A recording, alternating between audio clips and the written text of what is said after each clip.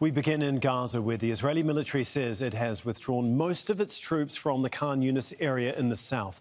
However, one brigade is to stay.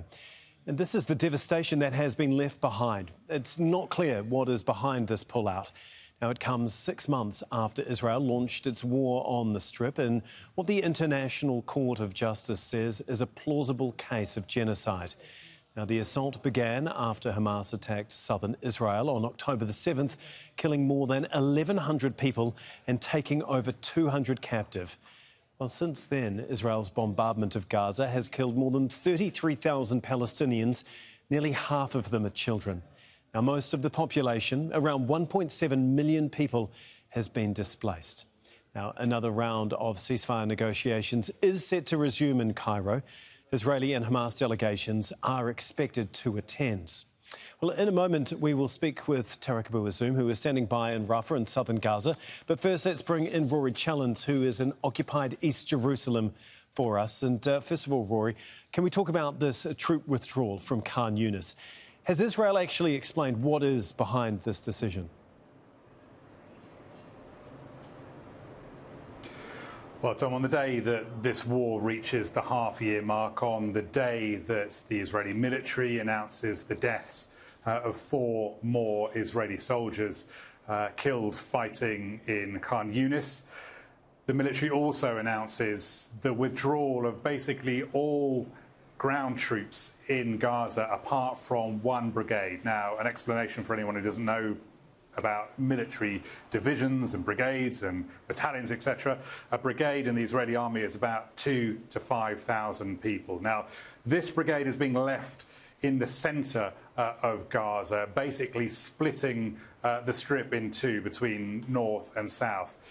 The Israeli army hasn't said exactly why it's done this, but of course this is being discussed extensively in the Israeli media, and they're using military sources. And what they're saying is that the military basically believes that the fighting in Khan Younis, that operation has been satisfactorily concluded. The division that was doing that fighting is now being withdrawn for rest and recuperation. And the model that is going to be used for the ground forces in Gaza for the foreseeable future is smaller raids, basically, that are based on intelligence that the Israeli military gets, and the brigade that's left is going to be able to go north, it's going to be able to go south and do those more targeted raids, and it's also going to be able to prevent the displaced people from the north who are now sheltering in the south from going home again. That's something the Israeli military at the moment is saying that it wants to do. It wants to maintain that. And at the same time, Rory, Israel's finally confirmed they will be sending a delegation to Cairo for another round of negotiations. What more can you tell us about that? Yeah, this came out fairly late in the day after an Israeli war cabinet meeting. What we heard is that this delegation, which had been speculated about for a while, is going to be going to Cairo.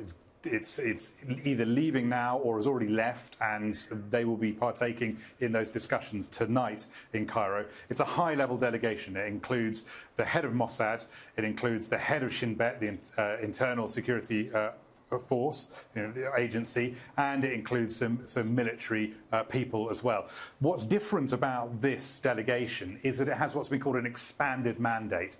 Now, what we understand that to mean is that this delegation is going to be going with actual negotiating powers. Previous delegations that have gone from Israel to Cairo for talks have basically gone with very set parameters that were dictated to them by the Netanyahu government. They couldn't do any discussions while they were there. They were essentially there to monitor, to listen, and then come back. This delegation has something different about it, and that perhaps suggests that momentum is moving towards some sort of ceasefire deal, whatever that might look like. And we can hear Netanyahu spoke about his feelings on these talks earlier on. We can listen to him now. Hamas hopes that the pressure from outside and inside will make Israel surrender to these extreme demands. It will not happen. Israel is ready for a deal. Israel is not ready to surrender. Instead of international pressure being directed at Israel, which only causes Hamas to harden its positions, the pressure of the international community should be directed against Hamas. Rory, there's also more pressure coming on Netanyahu because we are expecting another night of anti-government protests. How big an effect are they actually having, though? Yeah, just after I finish speaking to you, I'm going to be heading down to where those protests are going to be taking place. It's going to be outside the Israeli parliament, the Knesset, in Jerusalem. Now, this protest this evening is going to be captives, families and their supporters. There are kind of two strands of demonstrations that are going on in Israel at the moment. There is the protests being taken by the captives' families and their supporters, and there are bigger anti-government protests going on as well. We saw some at the beginning of the week, 3 nights of successive protests in Tel Aviv. They ended in some violence, not big violence, but certainly arrests and heavy-handed policing.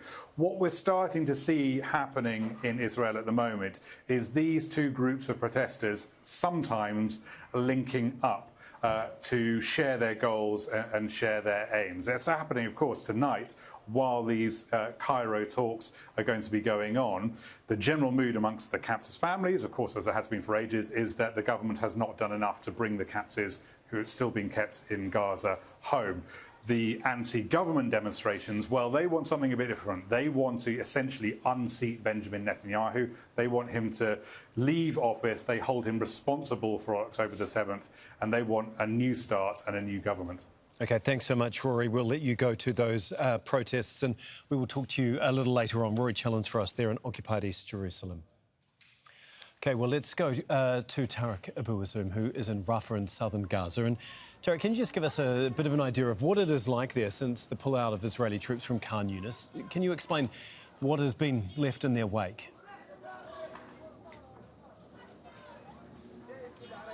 Yes, Tom. In fact, the Israeli military today has withdrawn from the city of Khan Younis, and they have pulled their troops to the eastern part of the city there as they are right now stationed. But as people started to gradually and partially return to check the houses and what remained there, they have been describing the situation to be completely undescribable and chaotic, as there was a great deal of destruction has been left to the entire area as a result of the battles between Hamas fighters and the Israeli soldiers and the unprecedented bombing campaign that had been completely carried out by the Israeli military there. The entire the city of Khan Younis had been destroyed, a complete destruction of civil infrastructure, their mosques, residential houses, as people are saying that they have nothing left there in the city of Khan Younis. But the withdrawal that has been taken and carried out by the Israeli military today could be seen as bringing different strategical dimensions for the Israeli military, in fact, on the ground. One is that it will allow for the Israeli military to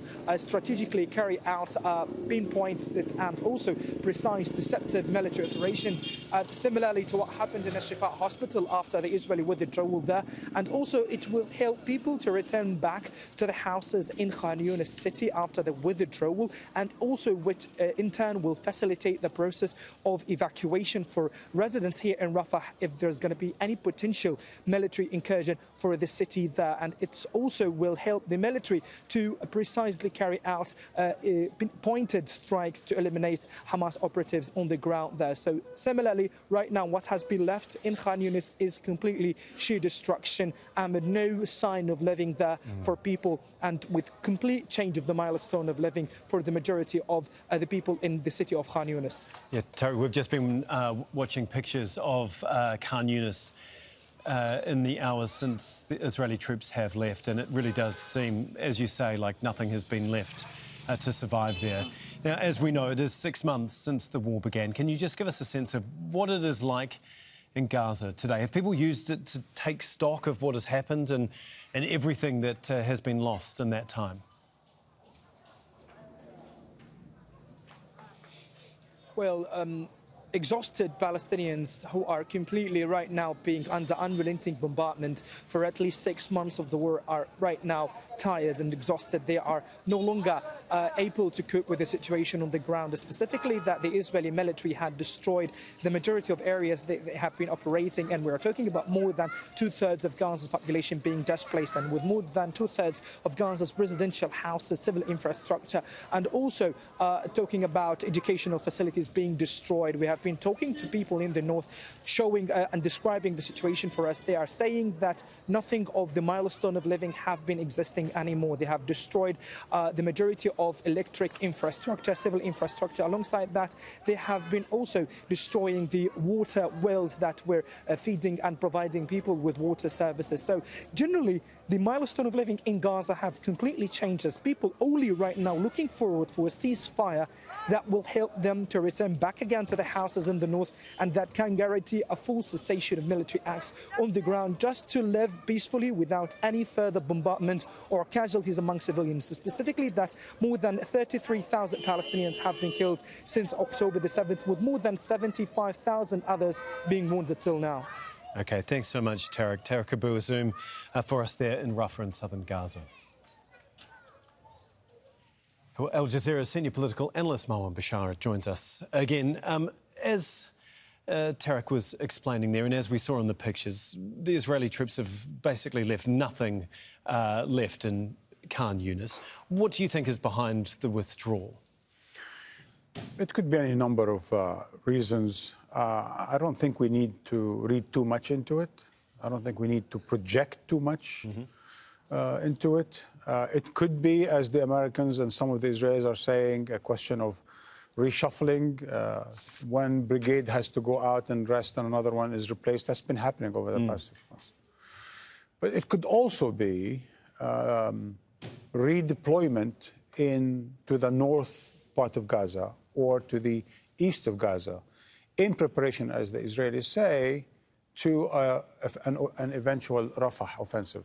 Is that part of a psychological warfare to put pressure on Hamas in the negotiations, or are the Israelis, in fact, preparing for such a thing? Let me tell you why. This is really important, the terminology, regardless of whether we know or we don't know why the brigades are moving. I've been arguing for a while that for Biden, this is the beginning of the end of this war. 6 months later, too long, it needs to wind down. It's the beginning of the end. For the Netanyahu, it's still the end of the beginning. This is the stage where the destruction has taken place, the annihilation of much of Gaza and a lot of its population and so on and so forth. But now there needs to be a pacification of Gaza, neutralization and total destruction of Hamas's presence in the fabric of the Gaza society. It needs to be an occupation. And then there is the attack, which now Israel talks about, turning the defensive into an offensive in Lebanon, right? So for Netanyahu and his government, this is just the end of the beginning. And hence, we're going to see a lot of movements back and forth. For the time being, it's clear that for Netanyahu, the gathering of the storm, even the perfect storm, over his government, in terms of the attack on the international aid, in terms of the Iranian vowing revenge, in terms of domestic pressure, in terms of huge American momentum towards pressure, in terms of world fatigue with Israel, in terms of resistance in Gaza. There's a gathering storm.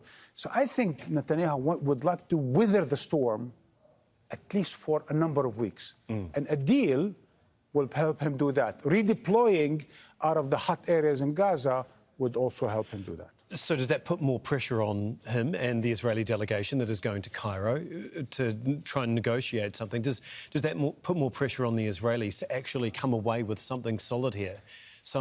Anything, no matter how small, if like a first step towards something further? So the thing is that the gap between Israel and Hamas until 48 hours ago was quite huge. And Hamas probably didn't want to go to Cairo unless there's a change in Israeli position. And apparently there is some change in the Israeli position.